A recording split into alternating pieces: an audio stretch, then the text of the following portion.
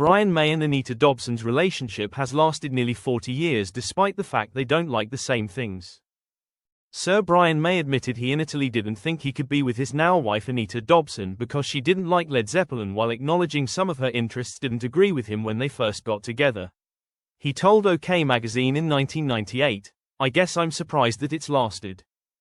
We have an incredible attraction to each other, a huge need for each other, which no one else can fulfill, but all the time life is telling us that it doesn't work, because we don't like the same things, we don't like to be in the same places.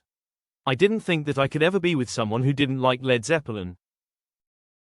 The Queen guitarist added, "The stuff she likes I got dragged into by my heels, you know, the whole world of musical theatre made me physically ill, and still occasionally does. But I've got used to it now because of her. I've learned so much, she has enriched my life beyond measure."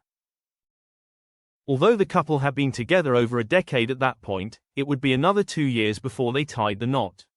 In May 2002, despite the disdain he expressed for the theatre, Brian and bandmate Roger Taylor launched We Will Rock You, a jukebox musical featuring many of Queen's biggest songs. The book was written by Ben Elton and the show had backing from Hollywood legend Robert De Niro. At the time of its launch, it was the most expensive musical ever staged in the West End, at a staggering £6.5 million. It broke even just 15 months after opening, and continued to run in the Dominion Theatre until 2014, making it the longest-running shows ever to play in the venue by a margin of 9 years. It ranks among the top 10 longest-running musicals in West End history and had been performed an astonishing 4,600 times before its closure.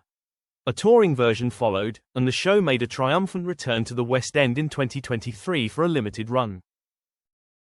Speaking when the show first launched, Brian said, "It's not just like, let's sling some songs into a story at all. It's very much, I guess, we always took our work very seriously. So this is a genuine attempt if you like to make something which will stand for the rest of time as a musical, and perhaps some people in the future will forget that these songs ever had a life elsewhere. I don't know,